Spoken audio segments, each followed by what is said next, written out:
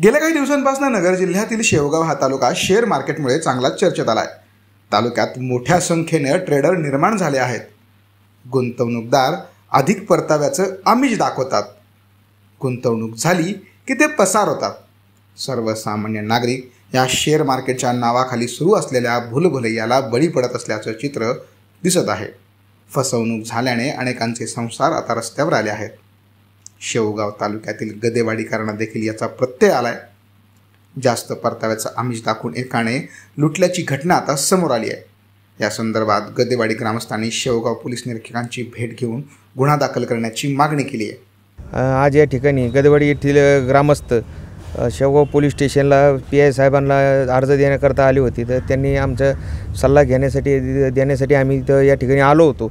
आमचे शेवगावचे माझे सहकारी ॲडव्होकेट सुहास चव्हाण आणि मी ॲडव्होकेट अतुल लबडे अशा ठिकाणी आलो होतो आम्ही। तर ते त्यांचे मगरे भाऊसाहेब तर एक अक्षय इंगळे नावाचा इसम याने गदेवाडीमध्ये एक शेअर मार्केटच्या नावाखाली एक ऑफिस टाकलं होतं आणि बेकायदेशीर त्यांनी ऑफिस टाकून आमिष आणि तुम्हाला दरमहा 12 ते 13 ते 16% त्या परताव्याचा आमिष दाखवून की माझी पतसंस्था आहे पतपिढी अशा पद्धतीने त्यांनी बनावट स्लिपा वगैरे छापून लोकांची फसवणूक केली आणि पैसे गोळा केले।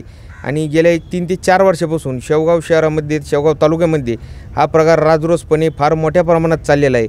4 वर्षापासूनची फसवणूक ही तालुक्याची होत आलेली आहे आणि याचा गौप्यस्फोट कुठेतरी याचं बिंग आज फुटलेलं आहे। आणि जवळपास बघता आमच्याकडे आकडे आले बरेचसे की 200 ते 250 असे कार्यकर्ते म्हणजे ट्रेडर लोक होते का ज्यांनी असं ऑफिस शेअर मार्केटच्या नावाखाली टाकलं होतं आणि ते भरमसाठ पैसे प्रत्येकाचे आकडे असे 30 कोटी 40 कोटी 50 कोटी काहींचे 500 ते 1000 कोटीपर्यंत सुद्धा आकडे ऐकायला मिळतात। असे सुद्धा मोठमोठे बिग बुल ट्रेडर या ठिकाणी तालुक्यातून पळून गेले।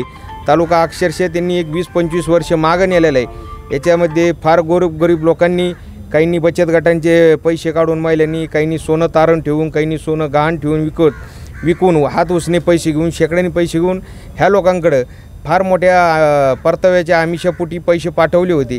आणि आज त्या ठिकाणी तर त्यांना कुठल्याही प्रकारचं मार्गदर्शन हे राहिलेलं नाही। तालुक्यामध्ये जर बघितलं गेलं 5 ते 8 हजार लोक यामध्ये गुंतलेले आहेत। म्हणजे घराणीशी एक माणूस आहे। एक आज गाडी घेतली ग्लॅनचा MS04 KL 0766 या गाडीमधून गदेवाडी येथून रात्री पैसे घेऊन ते पळून गेले 2 ते 3 वाजता।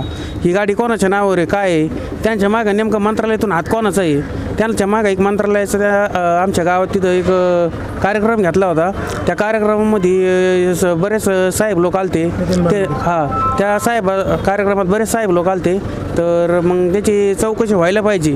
आम्हाला काय आता भरपूर दिवस झाले त्याने आम्हाला चॉकलेट दिले पण तो काय आता कॉल घेत नाही कॉल करीत नाही काही नाही फक्त ठराविक माणसाला जवळचे त्याचे 2-3 माणसं आहेत ना आता त्यांचं नाव घेता येणार नाही मला डायरेक्ट पण त्यांना तो पैसे देऊन गेला आहे।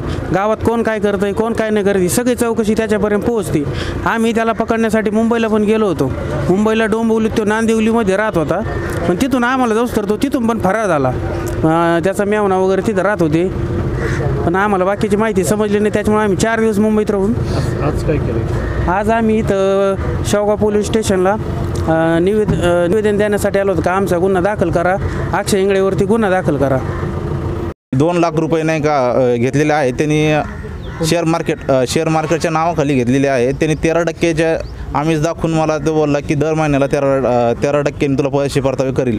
त्याचे सहकारी सुनील माळी भगवान नेवल राम मडके आता बोलला तो त्यांनी जागे भाड्याने घेतलेला आहे। या संदर्भात मी आपले शेवगावचे DYSP सुनील पाटील साहेब यांना भेटलो मी त्यांच्यासंग माझा संवाद झाला। ते बोलले की अर्ज वगैरे दाखल करा। मी अर्ज वगैरे दाखल करून 1 महिना होऊन गेला आहे तरी त्यावरती अजून कुठली कारवाई केलेली नाही। फक्त ते बोलले की आता SP ऑफिसला जाऊन त्याच्यावरती 420चा गुन्हा दाखल करू। यानंतर आमच्या गावातले सगळे रहिवासी ज्यांनी शेअर मार्केटमध्ये गुंतवणूक केलेली आहे ते सर्वजण आज इथं शेवगाव पोलीस स्टेशनमध्ये आलेले आहेत। त्यांच्यासोबत मी परत आज PI साहेबांची भेट घेतली। पोलीस निरीक्षक साहेबांशी माझं आत्ता बोलणं झालं त्यांचं पण असंच म्हणणं आलं की तुम्ही सर्वजणांनी अर्ज दाखल करा यानंतर आम्ही त्यावरती गुन्हा दाखल करू। यापूर्वी मी डोंबिवलीमध्ये मी पण गेलो होतो अक्षय इंगळेचा तपास करणे। खरं तर हा तपास नाही का डिपार्टमेंटचा आहे परंतु आता आमच्या पैशासाठी आम्ही नाही का आमच्या महिला भगिनी वगैरे सगळ्यांनी काय केलं, बचत गटमधून नाही का पैसे काढले, पैसे काढून त्याच्याकडे गुंतवणूक केलेली सगळं. यानुसार मी एक समाजसेवक म्हणून मी यांच्या वतीनं नाही का डोंबिवलीला गेलो होतो. तिथं गेल्याच्या नंतर अक्षय इंगळेचे त्याच्या मेवण्याशी माझा संवाद झाला. ते मेवणा विशाल कोल्हे म्हणून आहेत, त्याला साथीदार आहे, परत विनोद कोल्हे म्हणून आहे, ते त्याला तिथं सपोर्ट करतात. त्याच्यामध्ये मी तिथल्या मी पोलीस विभागामध्ये पण गेलो होतो. पण त्यांचं असं म्हणणं आलं की 420 दाखल करा त्याच्यावरती. 420 दाखल झाल्याच्या नंतरच आम्ही त्यावरती कारवाई करू अक्षय इंगळेवरती. तरी मला इथं मी साहेबांना भेटलं की विनंती आहे की त्याच्यावरती गुन्हा दाखल करावा म्हणून. वरील सर्व घटनांचा विचार करता झटपट नफ्याचे आमिष किती महागात पडते हेच दिसून येत आहे. त्यामुळे असे आमिष जर तुम्हाला कोणी दाखवत असेल तर 2 हात लांबच राहा.